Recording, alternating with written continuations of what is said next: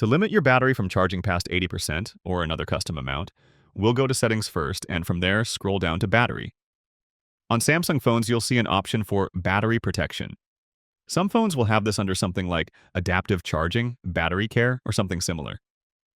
Mine has a few different options here. The basic setting will allow my phone to drop the charge to 95% even when plugged into a charger, which is good if you want to maximize your battery's lifespan.